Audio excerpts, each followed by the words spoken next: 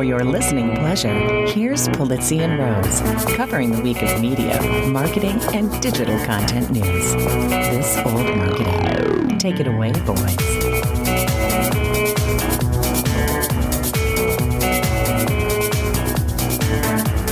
Well, hello, my friends. This is Robert Rose, and welcome to episode number 334 of This Old Marketing for Thursday, July 28th, 2022.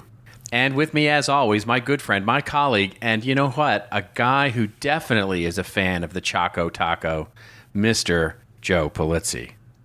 Is the Choco Taco having a comeback that I'm not aware of? You have not been paying attention to the buzz? No, this is the moment of the show. Choco Taco? No, this is the moment of the show where you do something pop culture-y that I have no clue what's going on, and then I claim ignorance, and then you go ahead and tell me what's so fascinating about Choco Taco. So do you know what a Choco Taco is? Yes, at least if I'm familiar with it, it's in the shape of a taco, but it's ice cream. That's right. Made by Klondike. Yes. Yeah. You know, what would you do for a Klondike bar? Yeah. So, it's Choco Tacos, which I've had many times. Apparently, on this week, Klondike, the maker of the Choco Taco, has officially discontinued the famous, wonderful ice cream treat, and people are upset. Not because of sales. Really? Is there some other reason? What's the reason? The reason is Klondike has officially discontinued the famous Choco Taco, and fans of the sweet treat are not happy, says this one news article.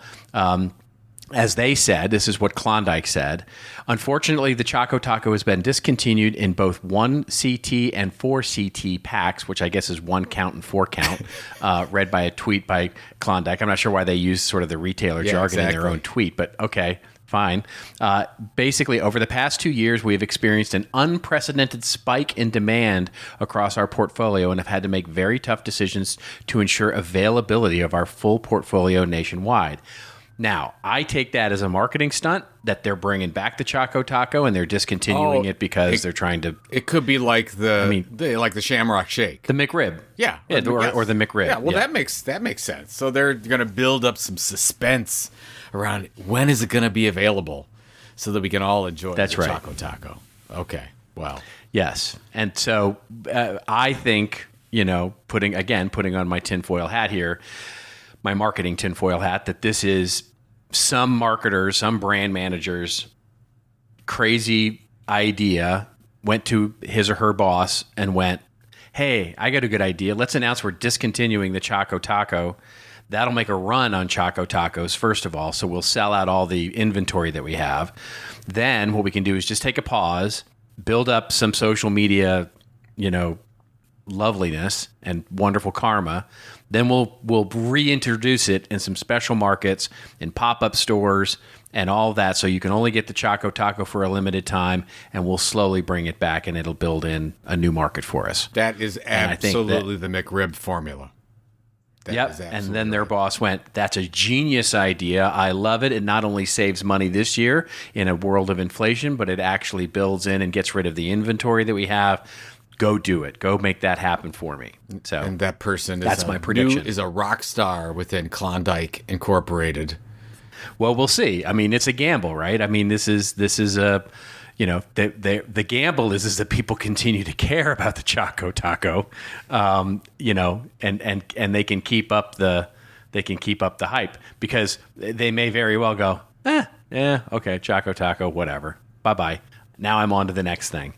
So they got a big job ahead of them. We'll see if they can pull it off. They probably hired some. It's a bold move, Cotton. Let's see if it works out for them. They probably hired some influencers to say, "Well, where's my Choco Taco? I'm missing it." And you'll have the big build up. Oh God, no doubt. There's a PowerPoint deck that's at least 100 slides big on this thing. It's actually. Yeah. I know there's a lot. There has been a lot written on the McRib, and we've talked about it on the show. But it absolutely is brilliant, because the McRib sandwich is it's fine. It's nothing special, but the fact that they reintroduce it's not only nothing special. It is.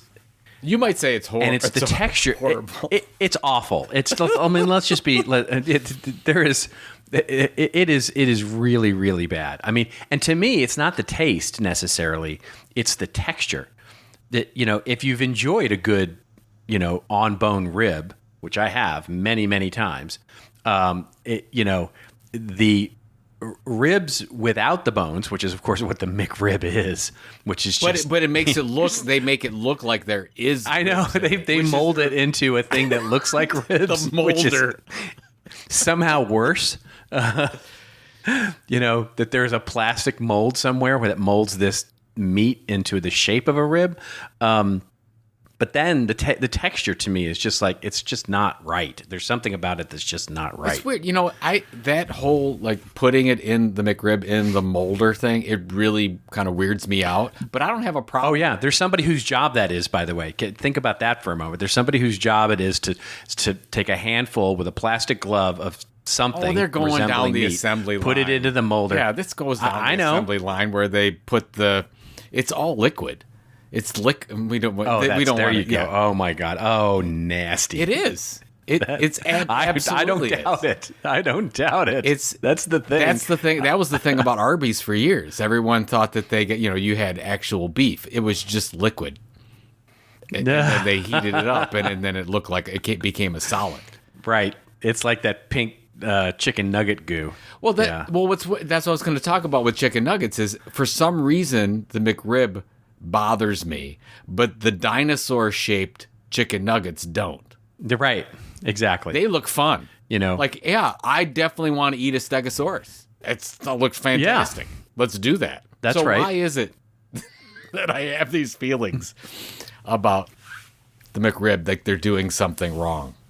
It's the Uncanny Valley thing, I think. It's where it looks too much like what the original thing looks like, but not quite enough so your brain goes, this isn't right. It's for those of you who don't know, the Uncanny Valley is when you look at a human face, computer generated or a robot, and you still have this really funny, weird, sort of fearful, in many cases, feelings because it's not quite human. I think that's what freaks you out about, because the Stegosaurus, you know what you're getting yourself into. I mean, it's the equivalent of a Warner Brothers cartoon, right? There's no doubt about what you're biting into. But with a McRib, it looks just enough like a side of ribs, a small side of ribs, to make you go, this makes me uncomfortable. It's interesting too, as we're talking about the McRib, and we're going to talk about a lot of earnings reports from our favorite tech companies today, but I don't know if you saw McDonald's and Coca-Cola's reports as well. They're doing fantastically well. Oh yeah. In this well, the trouble they're having is, of course, the strength of the dollar is the only troubles they're having. Well, and also for a long time there was that shortage of aluminum, where you couldn't get. They had a shortage of their different lines because of, I don't know. Yeah. This is just a weird. It's just a weird economy. It's a very weird time. Yeah, it's a very weird time. Like, are you feeling the recessionary pull in California? Is it a thing? I know inflation is. Inflation is definitely here, because, of course, gas prices here, fuel prices, electricity prices, everything has gone up. Groceries have gone up markedly, enough to notice it, right? I'll immediately admit my privilege with, the fact that we're not in a situation where budgets are so tight that we're having to sacrifice things. We're just sort of, eating a little bit of the sort of prices. I have started to, I will say this, I've made some different choices about brands because of prices here, so I've done some, I've bought some of the grocery store brands instead of like premium brands and those kinds of things because they're cheaper. Shopping a little more at Trader Joe's. Cutting some coupons. No, not cutting in coupons yet. But I can't see Robert Rose cutting coupons. I'm just sorry, I can't. That's a good vision for that. I would put that for we're not really a coupon cutting family. Yeah, that's not. You're a top that's shelf not really our tequila style. guy. I mean, come on.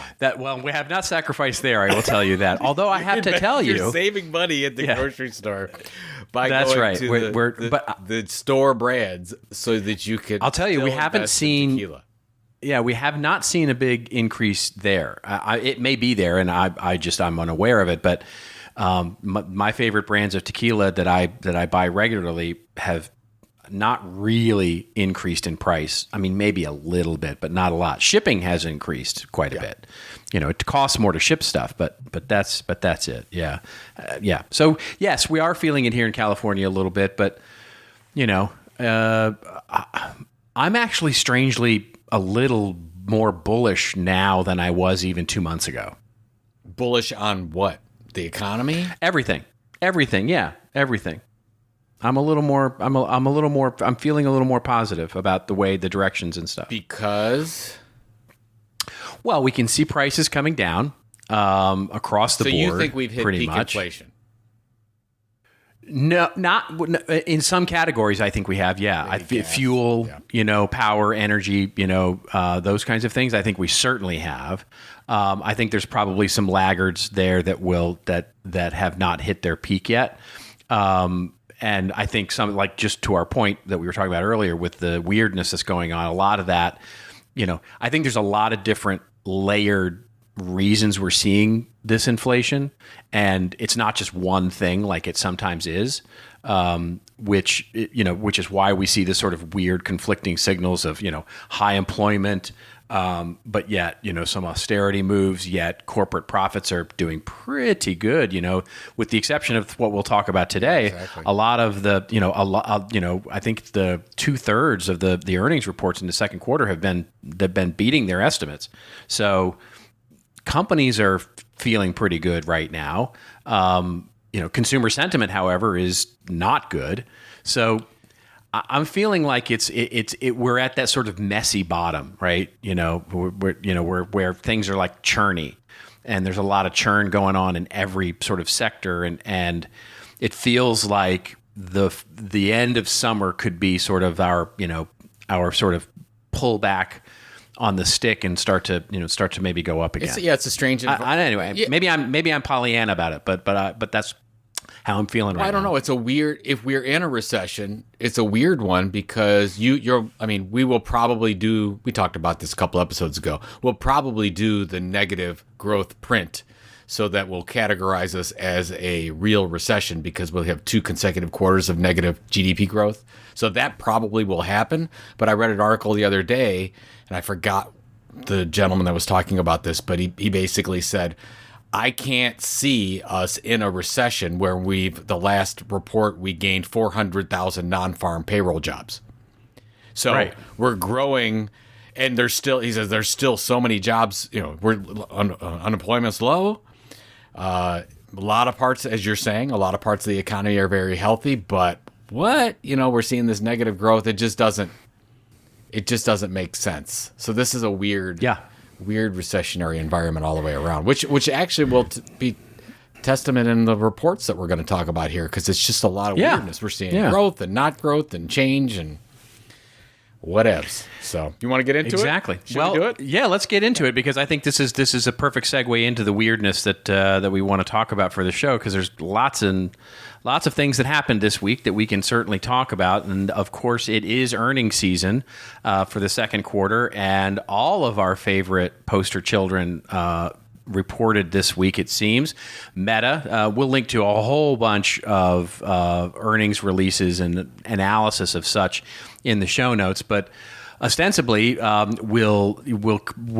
just say them all, and then we can talk about any one of them that sort of struck us. And so Facebook, of course, Meta, reported a drop in revenue for the first time in its history. The social network reported its first ever yearly decline in revenue for the second quarter, announcing a 1% drop to $28.8 billion, and predicted that growth in the third quarter could fall even more. Meta fell 36% to 6.7. The overall profit for Meta fell 36% to $6.7 billion. The Reality Labs division, of course, which is building the whole wonderful metaverse for Mark, lost $2.8 billion in the quarter. Snapchat, which has been, of course, by one of the more sort of quiet growth stories of the last couple of years. Their post-earnings crumble and brought back to pre-pandemic lows, and basically said that they had a really not good quarter at all, and their CEO saying we need to do better. And then we look at Twitter, of course, with our friend Mark, with Elon taking center stage there. Twitter misses earnings expectations and partially blames revenue drop on Elon's takeover bid, which, okay, maybe that's true. Exactly. And then finally, we just look at Microsoft. Microsoft also announced, and not too bad actually, their earnings were quote unquote dented by the cloud slowdown and video game sales drop.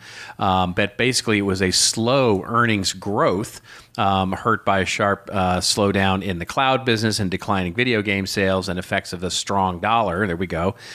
Basically, a lot of their revenue comes from overseas, and the strong dollar doesn't help them when they get paid in Deutschmarks and pounds and euro. So, with all of that, Mr. Polizzi, what do you make of all of these these earnings from these media companies, these tech companies, and the future? Meanwhile, by the way, Spotify says it's doing great. Yeah, to your point before, Robert, most of these companies are still doing pretty good. So let's just couch That's everything right. we're going to say that in that perspective. Snap is interesting. Snap is definitely taking a dual hit. One is from TikTok. There's no doubt about it. A lot of the, it's interesting. We'll talk later about whether or not we just talked about the recession. We're going to talk about advertising budgets. In good times, you'll have, back in the day where people actually invested in magazines and print advertising, you had an advertiser that would say, oh yeah, I want to be with the whole market, 3, 4, 5 books. I want to advertise in all of them. Well, in bad markets, they say one or two. Well, Snap is like a third choice, I think, in a lot of cases, and they're getting cut, where you're not going to cut TikTok and you're not going to cut maybe Meta, but you're definitely, I think Snap's sort of on there. What are we going to do there? But revenue's still up 13%, users up 18%. But you saw in their results that they're making major cutbacks. So a lot of their R&D is going to be cut back. They're going to let some employees go, and you're going to see that across all the companies that we're going to talk about here. So the one thing is the TikTok effect. The second thing is, I don't know if you noticed this, I'm sure you did, but a lot of these articles talked about the influence that Apple's privacy change made in data collection and how it's hurt all these companies, Meta and Snap specifically, with people they're not approving of their data being used on those networks. And that's an Apple choice where they have the whole thing that comes up there, and they're not getting the type of data that they were before, that free data that they want so much. And so they're seeing that impact them. So Snap's one. Meta, I don't know. I guess I don't know what Meta's trying to be now that we've had this crypto winter and the metaverse might not be the thing right now. Where's that going to go? And for the first time, I'm hearing some people that are actually saying, hey, we don't need to advertise on Facebook. Because it was always Facebook. And their advertising platform has been tremendous. It's amazingly targeted. We've talked about it, if you have a conversation and your phone's around, you're going to be served up a Facebook ad about it. Right. The next That's time right. you go on that ad. So it's pretty amazing. Yeah. So that's that with Meta. And I want to get your take on that. But then Twitter, again, huge. They're just going to be flat. I don't think they're going to necessarily gain more users, but they have to monetize those better. Some kind of premium offer for anybody that's got over 1 million followers that has to spend X amount, I think needs to happen. That will revolutionize their business. I think people who have more than 1 million followers or a significant amount will pay a premium to be on Twitter. And then all along, everybody's struggling with this whole thing with Apple and the privacy and with the recession and ad revenues. And then you got Microsoft that's just ho-humming along doing fantastic. And I know there was it talked to the article that we're going to put in the show notes, talked about a little dip in cloud. But come on, Microsoft is running on all cylinders. It is unbelievable that we would have thought, 7 years ago, 8 years ago, when we started this podcast, when we were railing all over Microsoft to say that they're probably the sweetest company of all coming out of this thing. Yeah, it's 100% agreed with all of that. It is Microsoft has, and I fanboyed all over Microsoft a couple of weeks ago when they were the chosen ad platform for the new Netflix thing. That's right, yeah. And by the way, there's if anybody's going to purchase Netflix, they're right at the top of the list of some company, of a company that could acquire. By the way, you're Netflix. right. We haven't talked about that. That's in play. I mean, yeah, Netflix is down 65%. Yeah, it's a bargain right now. God. So there's a non-zero chance that Netflix gets acquired very quickly here, and Microsoft would be just the candidate to do it. Okay, yeah, interesting. Before you go on, Microsoft, Apple, who else? Not Apple. And we'll get into that again, but yeah, not Apple. Well, since they can't buy Microsoft Disney, for sure. Yeah, maybe but they're not Netflix. going to buy Netflix. Nah, they're not going to buy Netflix. I think Apple has carved out itself a look. I think Apple right now is getting ready to get into the automobile business, and basically is like, we're focused 100% on that. That and their new VR stuff that they're working on. I don't think they really are focused on becoming a big entertainment player like a Netflix or something like that. Amazon would be the other one that I could see. Amazon is another obvious choice to acquire them. Although you can argue that Amazon, with their new acquisition of the big healthcare company, that they're also have their eyes on other areas. So it doesn't feel like they really need it. There's probably a few other media companies, big media companies that could do this, or even carriers that could do this. Like a Verizon or somebody like that. I think that's probably a long shot, but there's those options as well. Microsoft is a natural fit for me because it fits right into gaming. It fits right into their entertainment practice. It fits right into their ad business. It fits really nicely into what they're looking like they're trying to do with that side of the business. Just an FYI, just as you're, not that I wasn't listening to you, because I always listen to you, but I'm doing research while you talk about this. This is a real-time show as we're doing this. Yeah. And it talks about the suitors. This just came out. This is on Fast Company. It talks about the suitors for Netflix because it's been down. Same thing we're talking about right now. And it mentions, it basically says Amazon and Google's out because of regulatory issues. Disney, Warner, Discovery, the deal's too big for those, even though. Agreed. And it says the more interesting and plausible suitor is Apple. No. Yes. No. Apple has tons of cash, around $200 billion on its balance. It's not that they don't have the money. So they've got the. I mean, they could buy Netflix for at a 60% discount, basically, for pocket change for them. But it's not. Yeah, no, it's not. I don't see it in their. Here's the way I look at Apple. I looked at, because the company has confused me about their media strategy for the last couple of years, in terms of their original programming and the way they're going, what they're acquiring and what they're showing. It very much strikes me that from a media original programming perspective, Apple wants to be sort of the high class niche, very fitting with their brand, that kind of content, critically acclaimed. They want to be the Bugatti of streaming. Is that what we're talking about? Kinda, right? Where you go for sort of very specialty types of programming, right? So their programming tends to be a little more niche, a little more let's call it focused, whether it gets the critical acclaim or not. It just seems that they're going that way, that they're not trying to be like the kids network or a music, or Netflix or, broad popular superhero movies. It looks like they're not trying to do that. It looks like they're trying to be fit into a very small niche and be very profitable with that. And quite honestly, it makes sense, because they have to, in order to grow at their size, they've got to take on big big projects. And, automobiles is one, right? So if they can make an Apple car, that immediately that keeps them busy for the next decade, right? Well, so I just don't see it. Yeah. I mean, I think that we And by the way, the media business is a small business for them, right? It's a small, the media business, something like Netflix and revenues and what they're talking about here is that would be a very small business for them. Well, but I think if you're thinking of Netflix as it is now, I think that you and I have talked about Netflix as what it could be, that you're creating amazing customer experiences around a number of brands. I mean, Netflix just had that Gray Man with Ryan Gosling come out that's done very well, and they've already said we're going to build a cinematic universe around that. We've talked about Netflix Parks. There's a lot of things that could happen with Netflix because they've got a tremendous amount of valuable IP. So if you just look at, Netflix is a streaming platform, yeah. But, I mean, you just mentioned cars. I mean, let's look at automobiles.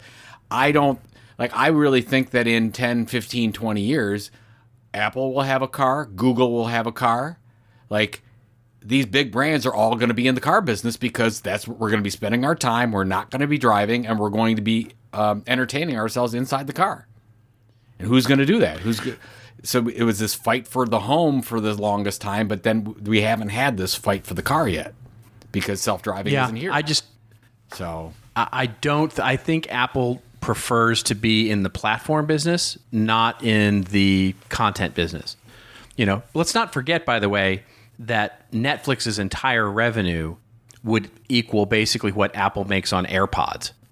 So, it's not a big, as we've talked about on the show many times before, media is a very sexy business. It is a very visible business, but it is not a terribly huge business. It is not, it doesn't have the same sort of revenue potential as something like automobiles or iPhones or televisions or even virtual reality glasses at some level. But as a touch, it doesn't. I don't know if it need for Apple, and we can go on to something else. But I don't think that Apple needs it to do that. I think it needs it as a regular touch point.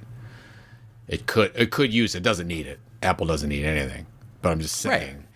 The fact that is everyone does need turns on something. Netflix every day because it has to grow Apple has to grow in order to justify its earnings per share and its share price and its multiple. So they've got to continue to grow, and in order to, because they're so valuable now, you have to grow in meaningful ways. Growing a little bit of business is not going to move the needle at all. So they've got to look for low effort, high revenue potential. But that's what I'm. But yeah, I mean, the car for them will be the platform. I really believe that they're going to be dominant in the car industry. I agree. Years. I 100% agree. And then as you get, so basically you get into your Apple car, and then what's your entertainment? Yeah, you could just use it as a platform like you do the phone, or Apple could have their proprietary apps like a la Netflix if that was a thing. So we'll see. Well, yeah, I mean. You can argue they don't have that now, and they're doing fine, right? I think they're doing okay. Come on. Yeah, they're doing. They're doing just. I mean, fine. It could be doing better. I mean, just have this $200 billion just laying around doing a bunch of nothing. Yeah, exactly. Well, it's a weird time. It's a very, very weird time with the earnings. I think a very opportunistic time for those of us out here, sort of looking at things. So, it's a time to really take a breath, look around, and start thinking about innovation, because I think for me it's that sort of churny bottom where you sort of can start to see the roots growing of new things, and I think there's a lot of opportunity in that. Speaking of which, consolidation is coming. We talked about this last episode. Because you're going to see this as we get into this recession a little bit. You're going to see the big become even bigger and buy these distressed companies, and I think that you got Netflix, you got Snap, you've got Pinterest. There's been talk for the last couple of weeks about Pinterest selling to somebody. So you're going to see that happen in the next 12 months, I think. 100%. All right. All right. Well, so speaking of weirdness and strangeness, there's been some breaking news this week, even. So, God, we are so topical this week. The SEC is now reportedly getting into a probe of Coinbase over some insider trading that happened. And we talked about it on this show with OpenSea and some things that happened there.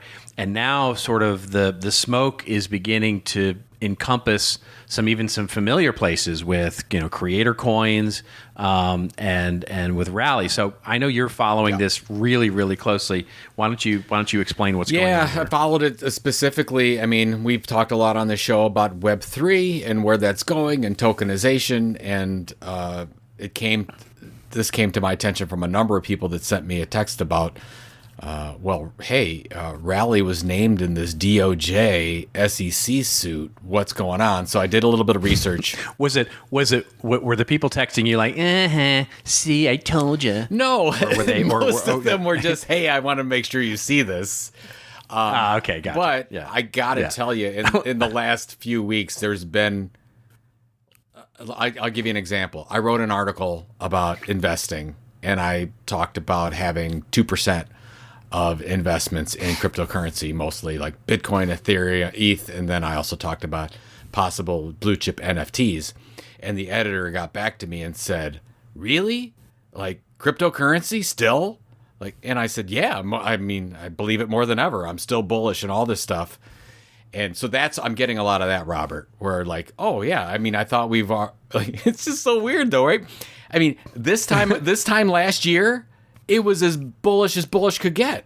Like things were, unbelievable. Web3 is it. Decentralization. This is all hot, whatever.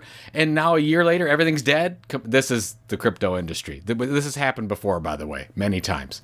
But anyway, so let me go into this. I want to get your take on what's going on here. This affects you and I because I have Tilt Coin. You have Idea Coin. They're both subtokens of Rally.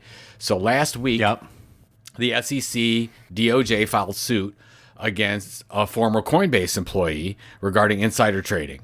And as part of that suit, the SEC framed 9 tokens as securities, including our own Rally token. So that's why we're taking it seriously. And there's a bigger story here. So many in the crypto community started lashing out at the SEC, saying that the Securities and Exchange Commission is overreaching. They're making random decisions about what is and what is not a security because SEC's trying to claim this area. They want to claim and regulate crypto. Now, there is another governing body called the CFTC, and the CFTC governs and handles commodities. And they came out public. Many executives within the CFTC publicly complained about the SEC doing this, saying that they're trying to regulate through enforcement and they're not working together on writing a workable regulation, and that would happen in Congress. By the way, as we record this right now, Congress, the Senate, is having a hearing on crypto. The reason why this is all happening between the SEC and the CFTC is because Congress can't create any regulation.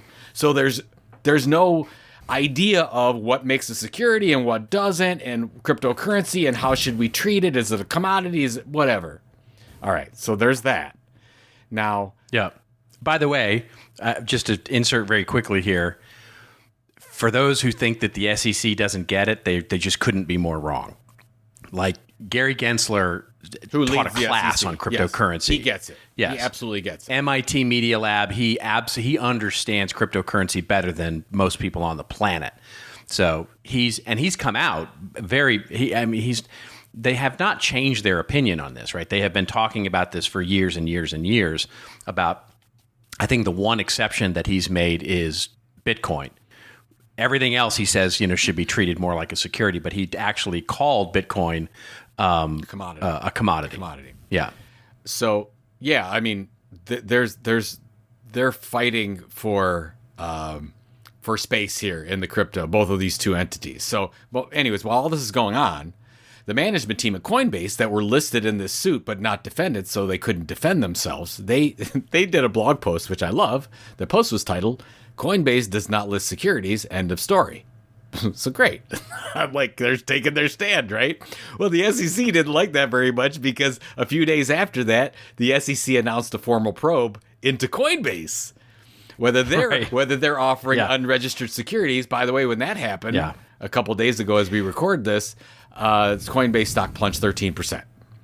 So the whole thing is there's so much up in the air on this, Robert. We don't know what the regulations are. If something like Rally was named a security, I mean, it would be unwieldy for them to work with all the tokens that they have.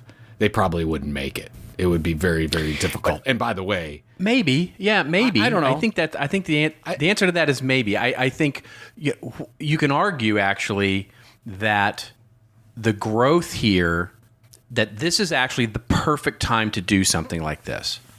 In other words, during a crypto winter where you've got, companies that have some level of foundation of funding and some level of runway to keep operating, the thing that they're most desperately looking for is some level of certainty about the future. And having this thing hanging over the heads of these companies that's like, will they or won't they regulate this in some way, and what will those regulations say, is worse, arguably, than having regulation. that's exactly right. And so I think That's exactly I think a lot of these companies are saying, and arguably maybe Coinbase did not do this, but I could, make an argument that Coinbase went, you know what? Let's throw a bomb into the middle of the ring here so that the SEC starts to take action, because we just can't operate in this uncertainty, environment anymore. We've got to get them to act so that legislation gets passed, so that we know the rules, so that basically we can at least understand what those rules are.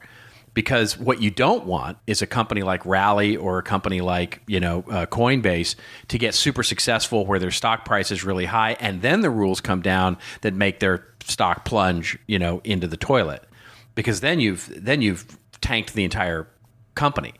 So I think there's a positive way to look at this, to say, and I 100% agree with you that these companies like Rally are going to be stretched if they, but better to stretch them now. Have the decision. Yes. Well, exactly. Better to have the certainty. You're right. This is probably a good thing. So you have the SEC and the CFTC that are catfighting, and you have somebody like Coinbase basically having their lobbyists into all the senators saying, "You guys better do so. You better do something. Do now, something, yeah, because exactly. your two internal agencies are fighting with each other about who's going to handle regulation for crypto." And here's the crazy thing: is this case about the Coinbase employees? They made less than $2 million off of this deal, and it's actually a wire fraud issue, which is why the DOJ is involved. Yep.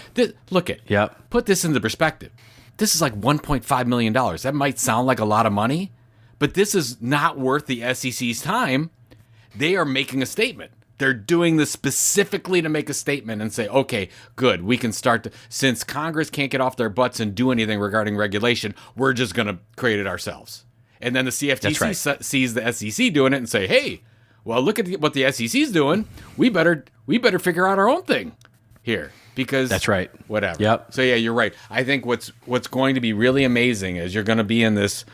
What are tokens and even creator coins and NFTs? It's all sort of up in the air right now. But when the United States comes up with real approved regulation by both sides of the House and the Senate, you're going to see a bull market back, I think, in crypto, because we're just want. Well, the I think that's exactly it. Away. I think that's exactly it, right? Whatever it is, just whatever it is, right? I mean, I personally, with my tiny little idea coin, I would welcome the idea of having to sort of, there's a template disclosure, there's timing, there's, all sorts of things.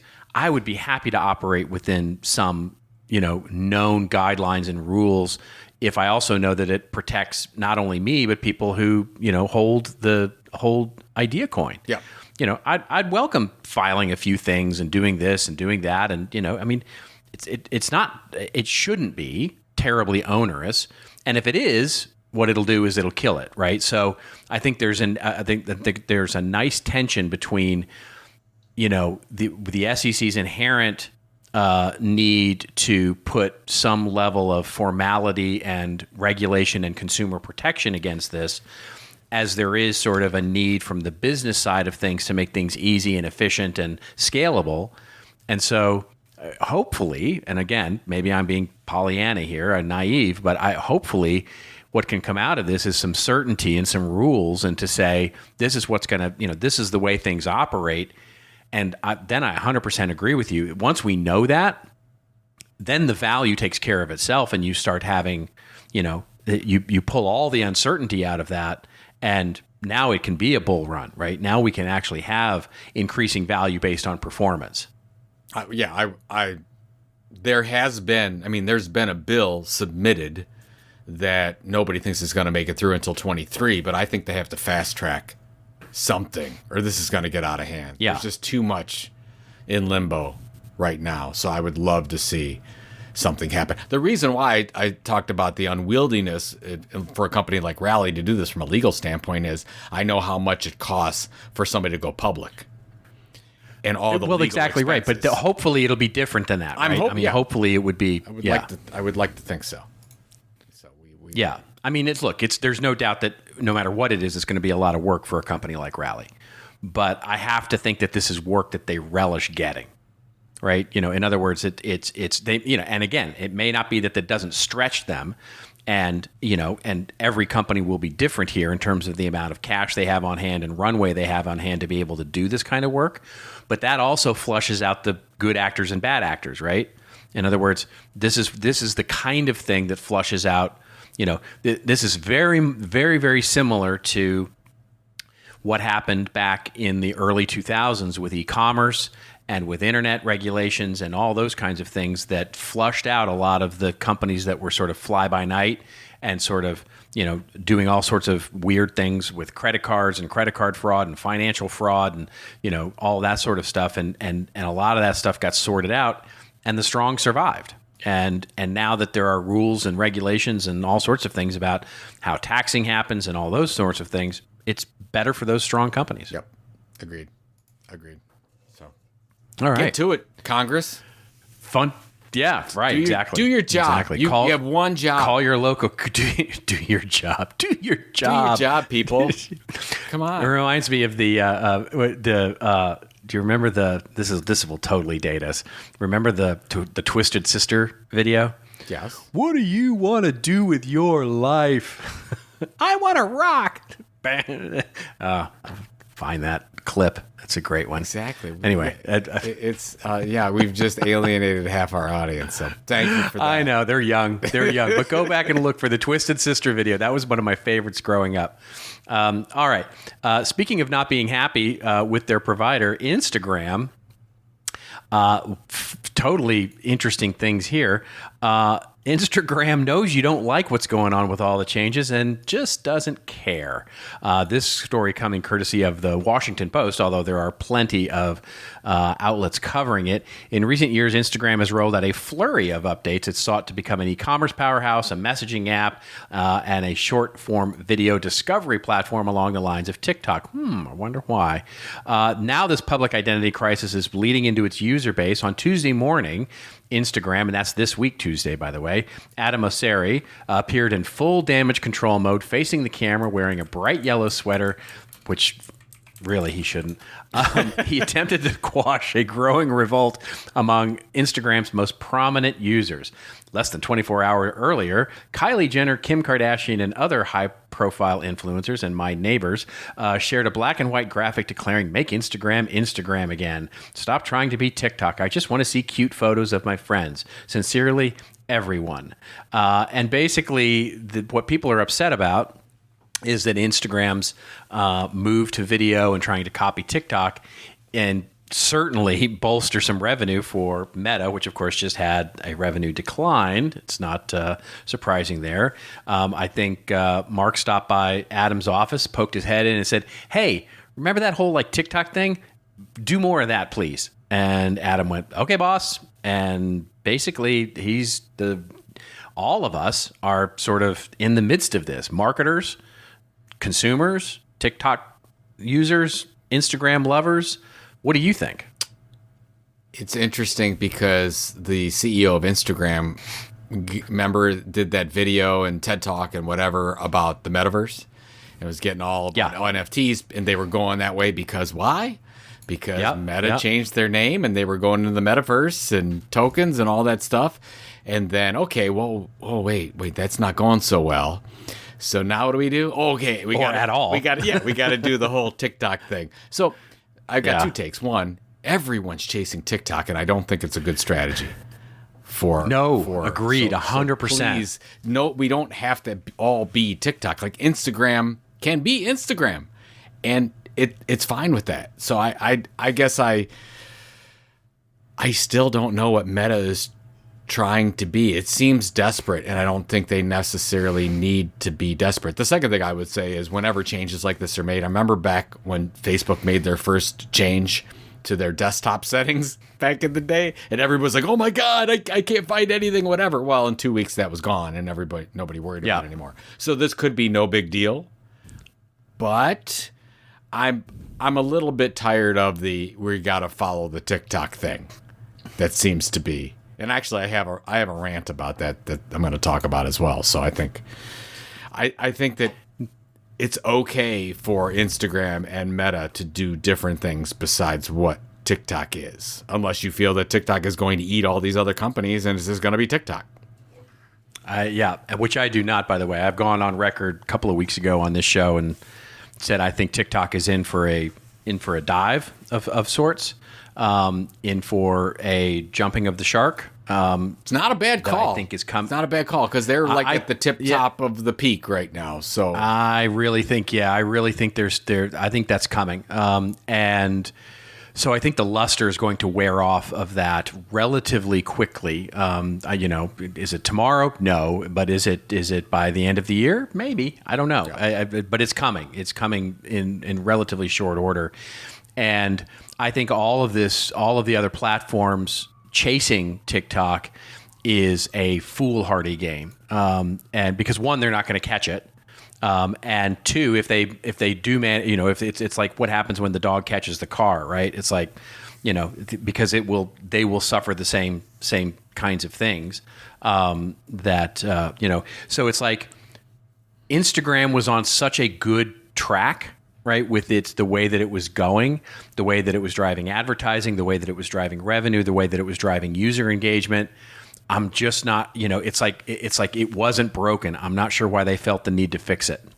And so other than the obvious reason of going and looking and sort of having FOMO about what was going on with TikTok, and coupled with this lack of data and the ability, the increasing, loss of visibility across mobile of being able to track users and all those kinds of things that we mentioned at the top of the show with Apple, I think it's an even more foolhardy strategy to start to make it a video discovery platform that uses data to start to target advertising to you, because you're just going to lose your main user base, right? You may gain some level of TikTok audience, but the main user base, and I think we can all agree that the Kardashians are definitely representative of that. If they move, you're going to start to see mass moves of audiences off the platform, and that's not a good thing for them at all from an advertising revenue perspective. Basically, the horse that brung them there, and so I don't see this as a good move by them. And I loved their move into the commerce space. I loved the move into the NFT space. I thought those were interesting enhancements to their already, good platform. And I think this is bad. And by the way, they're not the only ones doing this, right? It's happening in a lot of places trying to catch this TikTok train. And I think it's just a train that, is honestly on a road to the same levels of, I'm not saying TikTok's going to die. What I'm saying is that TikTok is due for coming down. It's due for a deceleration. It's due for a correction. That's right. What you're saying. Absolutely. The last thing I would say, it's a good point. The last thing I would say is, the Kylie Jenner, Kim Kardashian, whatever. I didn't get my likes. I didn't get my views. You know what? It's not your platform. Well, that's the They real can thing. do whatever they want. So just stop whining. Yes. And That's right. That's right. Instagram can do whatever they want. Meta can do whatever they want. That's TikTok right. can do whatever they want. If you want a little bit more control, then create your own. Create your own. That's right. Something rented land. Yeah. Absolutely. Yeah. Because this is, by the way, this is a story that stretches over marketing as well, right? Which is, for those that are buying and using influencers on Instagram to monetize that in a way, monetize that content and create those ads, this is disruptive to them as well. So this is disruptive to Kylie and Kim's business model. As a consumer, they may go, "Oh, I want to see cute photos of my friends," but no, as business people, they want this is huge. As business people, this is worse, right? It's worse than being on a consumer side. On the consumer side, it's annoying that you have to go, to a different kind of interface to see your friends' cute photos. But as a business, when you start, the algorithm starts weighting sort of the discovery videos and the discovery content more than on your followers. Now, all of a sudden, your engagement goes down. Now, all of a sudden, your revenue opportunities go down. And that's, so it's bad for business. So make no mistake that's what they're really complaining about here. If you don't control your distribution, there's always a backlash. Yeah. You just don't know when it's going to happen. It always happens. That's right. With every platform. And at some point, you have to make a decision. Say, okay, are we going to be a small player, or are we going to actually build out our own distribution and build our own audience and get our own data? Or do you just say, oh, yeah, I'll just whatever on Amazon and eBay and Meta and Instagram, TikTok, they can all keep my data, and hopefully it'll work out. That never works. Never works. 100%. All right, let's do one quick story before we jump into rants and raves here, because it's a fun one. It sort of puts a bow on everything we've been talking about in this episode, and it is coming courtesy of Axios, and it is talking about the media and tech sectors brace for an ad market slowdown.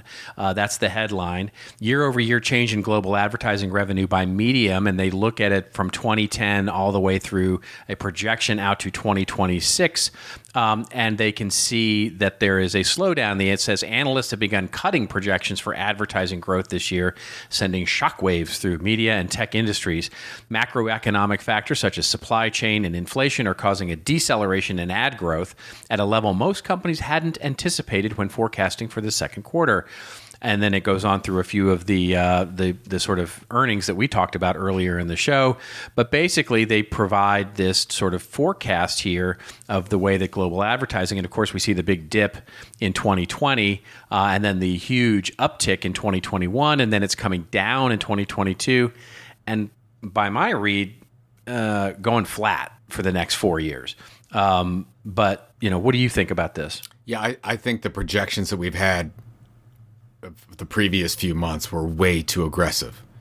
I think we're either in flat or a partially negative global advertising growth right now. Well, that's what they say here, right? Yeah. I mean, basically it goes from 1% to 0% or 0.5% or something. I mean, it's not the wild swing from negative 30 to plus 30 that we saw from 2020 to 2021. Right. That's I agree. I think that major advertisers and agencies are treating this as a minor recessionary market, which means they're going to go to key players, and that's why and it affects everybody. It affects creators out there. It's going to affect media companies. It's going to affect content marketing programs. The whole thing. So I think I guess if I had a recommendation for content marketing folks out there, it would be make sure you're ready when the whole budget conversations come around and they say, we need to cut some things, just be ready. Just be ready for what you're going to say in the case you're going to make. It's a great point, because this is more perception than it is reality, right? Yes. And what I mean by that is if you go back in history, I have this slide that I teach in my class, which is I go back 100 years. And you look at advertising and marketing spend as a percentage of GDP, and it never spikes that much. It's just pretty flat. In recessionary times, you've got some companies that increase their marketing budget, I think smartly, to sort of take advantage of the slowdown and get more reach and get cheaper reach. And then you've got some who pull back and pull back accordingly, and but that perception of pullback often creates fear, and it often creates this sort of effort of we need to cut, we need to stagnate, et cetera. And you talk about this all the time of the launching of Content Marketing Institute in 2009, 2010, 2011, when we were going through our last crisis. And you were able to stand out, right? We were able to be differentiated in a market that was scared to death. And for content marketers out there, especially for content creators out there, especially, I think this is what I point to and look at this as an ad slowdown is like, this is an opportunity. This is our opportunity to show why owned media actually is more efficient in the long run, why investing in ourselves and investing in the long game that is content and building these platforms and building these audiences is a great thing to do now, because A, it differentiates you, but B, when advertising does start to come back, you're now competing more effectively, more efficiently than you. So it now is the time to invest in owned media right now. And your point about perception, budgets are built on perception. So exactly, totally, and they're 100%. kept and they're killed on perception. So that's right. why we have talked about many times an internal marketing program to your key executives that hold the financial shoestrings should be sent on a regular basis so they know what you're doing with your content marketing efforts. It's just, so let them know. Like, as my good friend in marketing at a big company used to say, it ain't what you do, it's what they think you do. That's right. And so, make sure that they think you do, what you actually do. So communicate often and well about what it is you do for the company. Very good. Good. All right. Well, let's now get to our rants and rave section. Of course, the empirically favorite part of the show. And we're going to go off on a little bit of a rant or a little bit of a rave over making us feel like we've got a Choco taco, or that we lack said Choco taco. Want me to go first, or do you want to go first? Let me go. I got a quick one. I've got a quick one. Okay. This is just, I guess it's a commentary rant on, believe it or not, TikTok, which we've been doing a lot of in this episode. But this is from an article in The Information called Throwing a Wrench in TikTok's Creator Factory. And it's an interesting concept that the author's talking about. The one thing I didn't know is that there are now more than 39,000 TikTok accounts with over 1 million followers. That's way more than YouTube. Wow. That's been around for a long time. So that's amazing. So basically, that's an amazing stat. Yeah. So basically, what this article is talking about is there's more million plus creators out there and brands on TikTok than any other platform, but they're having trouble monetizing it because it's fleeting. A lot of the people that follow you don't end up even seeing your videos. It's just sort of all over the place. Because why? Because TikTok controls that algorithm, and they'll show people whatever they think they need to keep them on. So it doesn't matter what you end up doing. So you see a lot of creators get to 1 million fairly quickly, but then they don't know how to necessarily move that audience over to a YouTube or to an email platform or something like that. So it's just interesting, as we're talking about TikTok needing a correction possibly, that TikTok is making a lot of these million plus followers, but not helping those people create a business in any way. And from a marketer standpoint, not necessarily seeing anything on the marketing bottom line, because you hit a couple big ones, you get a couple follows, and then where do I go from there? So I'm not saying that's the case in every situation, but you're seeing it in a lot of situations. It's like, great, I've got 1 million followers, what now? And I think TikTok's creating a lot of those situations. So interesting stuff. Yeah, that is really interesting. Fascinating. So, what do you have, sir? What I have is, I guess you would call it a commentary. I'm not really sure it's a rant, but maybe it'll come off that way. So this week, the NFL launched its new quote-unquote streaming service called NFL Plus, which is mostly there is a web component to it, but it's primarily an app that you put on your mobile device. And I got to say, I mean, so listeners of this show will know that both of us are, I guess the word would be extreme NFL fans, or, we are definitely football fans. Some people think right? this is an NFL show, actually, which is That's weird, right. But that's whatever. right. Which we haven't talked about in a long time, but in its training camp, What's by the coming way. up? We will. Which we will. Yeah. Okay. All right. The point being, so I knew this was coming, right? I knew that they were planning this, and I was excited for it. And I was excited for because I have DirecTV, and the only reason I have DirecTV, by the way, is because for NFL Game Pass that or Sunday Ticket rather that provides me the ability to watch my Cowboys every Sunday, no matter where I am, no matter where whether they're playing at home or not, and from Los Angeles, and so I never miss a game, right? And so it's great, I love it, and I can watch basically commercial free Red Zone channel all day long until my Cowboy game comes on. So I can sit and work in my office, and I can watch it online, and it's just a genius thing. When I heard about NFL Plus, I was like, oh my God, this is fantastic, because there are a lot of things about the DirecTV interface, the way that it works, that I don't like, that I sort of put up with, and I was like, finally, the NFL is going to put something together for me that is just like exactly what I need, only what I need, and exactly what I need. And it is just not that. It is just all they've done is rebrand what is commonly known as NFL Game Pass, which basically you can sign up on NFL.com and you pay like $4 a month or whatever it is, and you get the preseason games. You can watch any preseason games, and you get sort of access to the radio live of all the games every Sunday. So kind of useless. Because I just never listen to the radio version of it unless I'm on an airplane, literally during the game. And lastly, it gives you some ability to go back and watch old games, right? Useless. I mean, it's been fine. I mean, I pay. Trust me, I pay, and I'm now a member of NFL Plus because I paid for Game Pass, and they renewed my membership and gave me now access to this NFL Plus thing. And I'm just like, it's just the biggest yawn ever.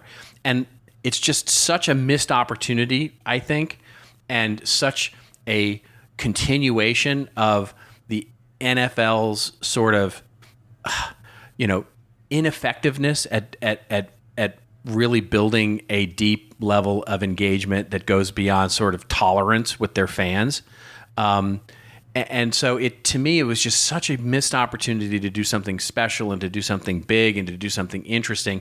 And I know why they did it, because they've got contracts that run through years with broadcast networks. They've got contracts with DirecTV. They've got contracts with all these other folks. They can't go competing with their own distribution networks. But having said that, it's sort of, to me, like this feels very sort of like, hey, can we nickel and dime you out of another $9 a month for something else that's not as good as what you thought it might be? Great. That's us. We're the NFL. Anyways, that's my commentary.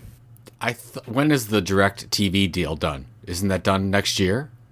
It's done very soon. Yeah, it's within the next year or two. So basically, this yawner aside, we would assume that next year would be the big unleashing. I can't imagine that they're going to pull it, And there's some, by the way, this year they will have some games on Amazon Prime.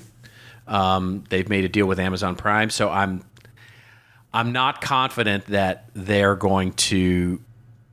not going to move it somewhere else, basically. Basically what they've done is they've pulled away from so it used to be if you had, and I had Verizon too, not because of the NFL, but I just happened to have Verizon. And if you had Verizon, you got access to the one game per week. They had this deal with Verizon/Yahoo that gave you access, and now that's gone.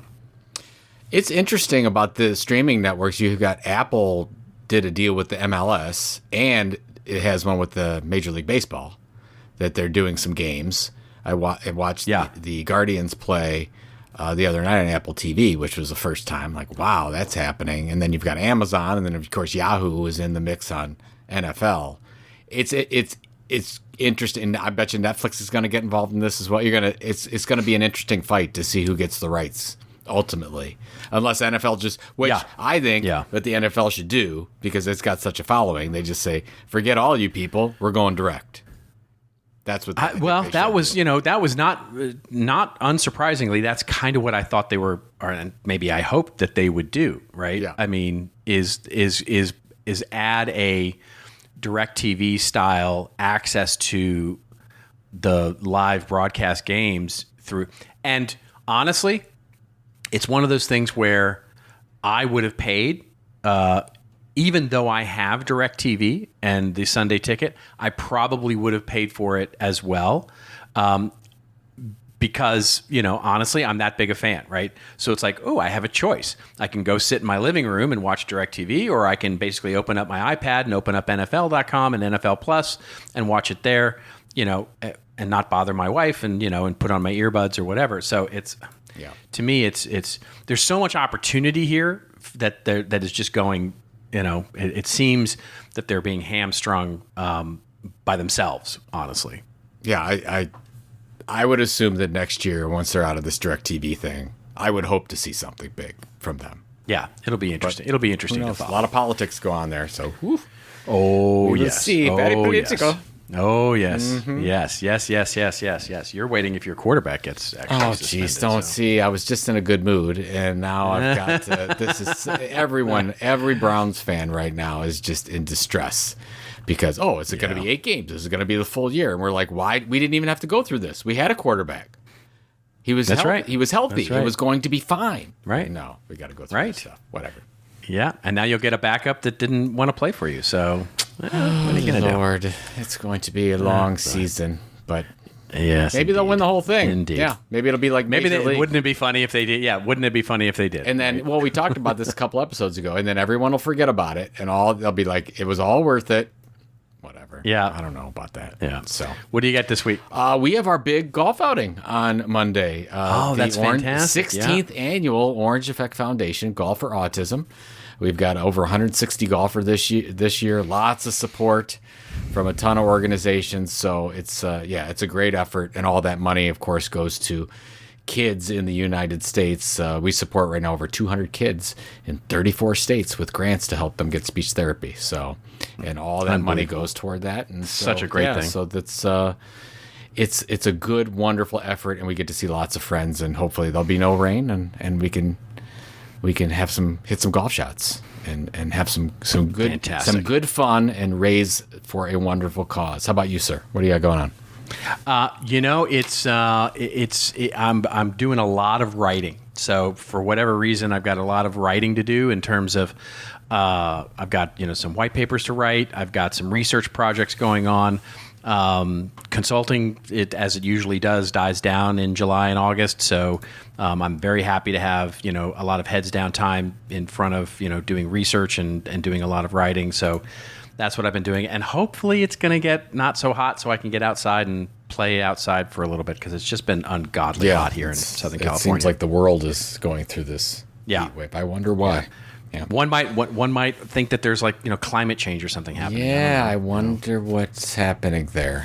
We have no clue why this is all happening. We don't. No. We don't. So we couldn't even point to one thing. Wish we knew. I wish we knew. Yeah, so, anyway. I wish we knew. All right. That is it for that. Thank you, by the way, to all of the folks who sent over wonderful story ideas. That, of course, the lovely Heath Dingwell. Thank you, Heath, for your story idea. Joe Bagonis, thank you for yours. Wonderful. And all of you who submitted story ideas through the Twitter hashtag. We'd love that. Thank you, by the way, for all of those who did reviews. Should we continue our little review? Yes, thing, absolutely. We're loving paying out all the tilt coin and idea loving coin. Paying out in this new securities world. We're loving paying out our social coin. So give us a review, get $20 in idea or tilt, or idea and tilt, I should say. Yeah. So basically, people just let us know. People are letting us know. They're going to thisoldmarketing.site and they're pinging us and saying, "I just put up the review," and we're saying, "Great, I see the review."